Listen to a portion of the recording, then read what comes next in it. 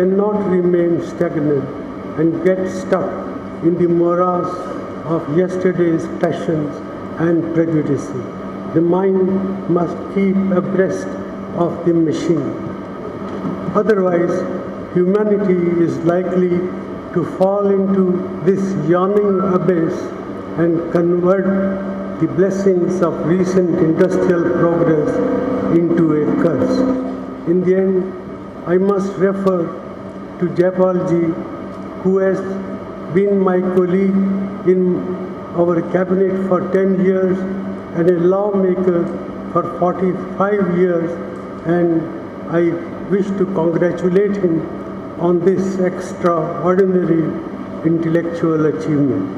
Although he has been a professional politician, he has proved to be an intellectual par excellence as well.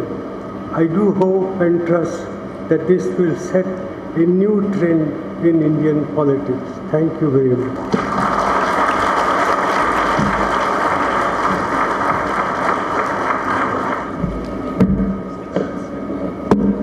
Thank you, sir. May I now request Professor Neera Chandok to share her thoughts on the book, please. Professor Manmohan Singh, Shri Jaipal Reddy, Professor Pratap Mehta, Nandini, other colleagues, ladies and gentlemen. I'm indeed delighted to be here commenting on the latest work by a thinker-politician at a time when the whole notion of thinker-politician almost appears to be an oxymoron. Very often when you hear these amazing, astonishing comments on television or read about them, you say, do our politicians think? And suddenly we have a rush of published works. Just about 10 days ago, we were discussing Professor Hamid Ansari's book, Jairam Ramesh, Mr. Chitambram. They have actually introduced, or rather reinvented the notion of a thinker-politician, almost, I wouldn't say a philosopher king, but certainly somebody who thinks and thinks deeply about the human condition.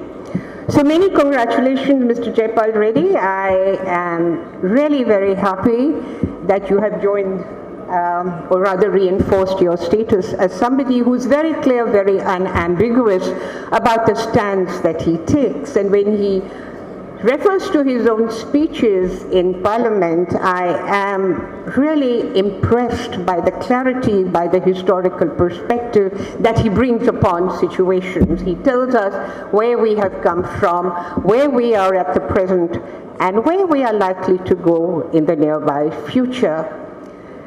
You know, I think the notion of a thinker is someone who doesn't deal in cyber and sound bites. Our thinkers are supposed to tell us where our societies have come from and how we have reached where we are at the present, even if we do not engage in this very hazard occupation of predicting the future. And so it was with great pleasure that I read this book, because Mr. Jaipal Reddy is an unabashed modern. The 10 ideologies he deals with are modern ideologies, and modernity was known as a mode of thinking that brought a great deal of reflection to bear upon the contemporary and the political present. It is very important to reintroduce the notion of the political in today's contemporary discourse, because what we see is something extremely dangerous, and that is the reduction of politics to administration. Notions like governance or notions like cleanliness are not political. The political is essentially contested. Who will contest the need for good governance or the need to build more toilets? What is really happening is today we see a shrinking of the political imagination. We see actually the reduction of politics to administration. 10 years ago, we were talking about rights, right to information, right to work, right to food, various kinds of rights, and very many political scientists were saying, thank God, at last India is moving towards social democracy. Today, nobody even articulates the right not to be lynched. Our political imaginations, our creativity has been really crippled. And now I understand Adorno when he said there can be no poetry after Auschwitz. What is the acme of political imagination or creativity in today's India? That film called Toilet Prem Katha? It was like those documentaries that we used to be shown when we were in college before we went to see a film. Where is your art, your creation, your literature? And I would say that in a way all this depends upon the creative political imagination. So if I engage with some of the concepts and ideologies that you have put forth, Mr. Reddy, in a critical fashion, it is not to criticize you, it is to engage with you and engage in a spirit of friendly criticism. In any case, modernity is a mode of thinking that has an inbuilt critique. We had our Max Webers, we had our Karl Marx's, we had our Gandhis. Somebody who interrogates modernity, it is that spirit that I take up. Just 3 of the 10 political ideologies that you have outlined for us. The first of the chapters dealing with ideology is the Industrial Revolution. Now, most of us are familiar that the Industrial Revolution marked a sea change in the way not only humankind produces, exchanges, and consumes goods. It also marked a sea change in the way we think. It marked a sea change in the way we conceptualize the human condition. It marks a sea change in the way that we think of the past and of the future. But the Industrial Revolution brought about a spirit of thinking that was essentially contradictory, and we have to understand that modernity is a plural, even a contradictory condition. In 1944, there was a great book written by Karl Polanyi, The Great Transformation. Now, Polanyi, that has gone down as one of the classics, writing about what it means to be modern. Now, Polanyi argues that in the 19th century, something very, very dramatic was happening in England. Land, labor, and money become a commodity, and commodity is something that can be bought and sold. The commodification of these 3 elements of production lead to a situation where the market becomes normal. It becomes natural. This has never happened before in history, that the ideology of one institution becomes the ideology of social transactions. Therefore, you have the notion of the social contract. The market emancipates itself from the state. It becomes an autonomous institution, at least in the writings of what Marx called vulgar neoclassical economics. It becomes something that humankind was destined to move forward towards.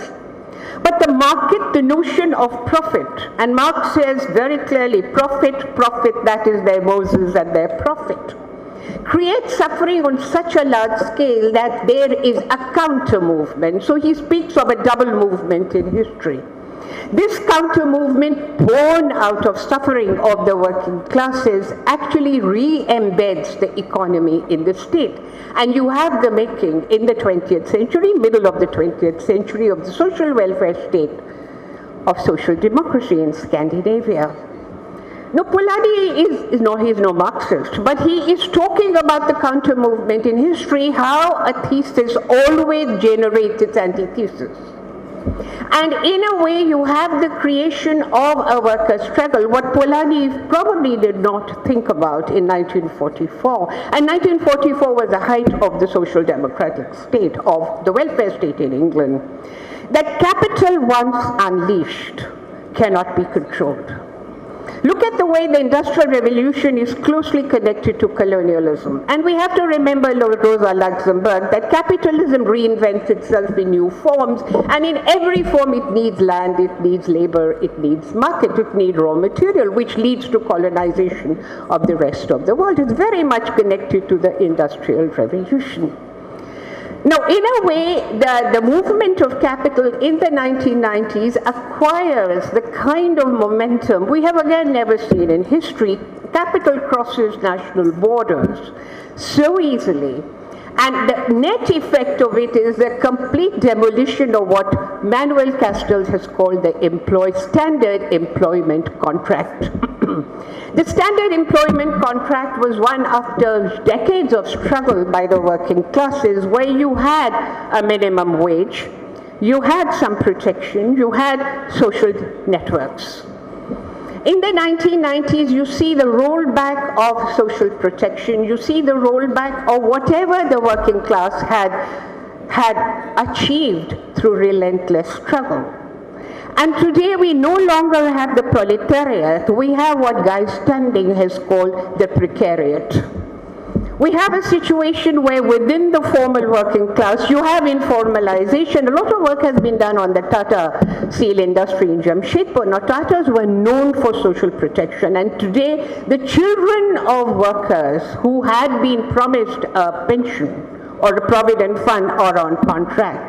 Life has become precarious, and Standing calls it the most dangerous class, because not only do we have a complete demolition of the line between formal and informal labor, because in the middle of informal labor, which is formal labor, which is about 6% of the working class, you have informalization. You also have some sections of the white-collar middle class suffering from precarious work conditions. I mean, they work in little cubby holes in the information technology industry, and they can be sacked at any point. The point I wish to make is that you have, Mr. Reddy, talked about the demise of grand debates, of grand ideological battlefronts, of a struggle between ideologies which are relatively secure in their class position. How can you have a clear-cut ideology when you no longer have clear-cut classes? When you no longer have antagonism, when your antagonism is not that of class, it's that of identity. Now, in a way, the messing up of boundaries between classes, the creation of the precariat, has been covered up by, again, a new form of ideology which we call nationalism. And Mr. Reddy, in keeping with the progressives of the 70s and the 80s, see, nationalism was progressive in India at a particular point of time, but now it has become regressive. I put it to you that the seeds of regression, the seeds of authoritarianism are there within nationalism. It is an ideology that leads to authoritarianism. It is an ideology that is basically grounded in a distinction between the insider and the outsider, and we are seeing the harmful effects of this in Assam, or indeed in many parts of the country. You know, there was a time when Hans Cohen, writing in the aftermath of the First World War, spoke of civic nationalism and organic nationalism. Civic nationalism comes to us from France, the United States, and the United Kingdom. Organic nationalism comes to us from the great European empires of the 19th century. The nationalism, what Michael Ignatieff had called of blood and belonging. Civic nationalism is progressive. Nationalism of blood and belonging is regressive, and it is not surprising that the one moment when nationalism was rediscovered was with the fall of the Berlin Wall. Because suddenly, instead of class war, you had ethnic wars, you had ethno-nationalism. In a way, India challenges this distinction between civic and organic nationalism, and make no bones about it. In the 1930s, Jawaharlal Nehru writes a piece on what is it to be an Indian, what is it to be a nation. Same time the whole ideology of Hindutva comes up. So we have organic and civic nationalism feeding upon each other, and this is happening not only in India, it has happened in France, the home of the bourgeois revolution. We have seen their antagonism towards migrants. Now, you know, secularism was something that in France denoted freedom from the clergy. It was a very constitutive part of being a modern French person. But today, secularism, it means freedom from the alien, freedom from migrants. And in a way, the nation was built not only in France, not only with the great French Revolution, it was built through education policy, through recruitment policy, through language policies.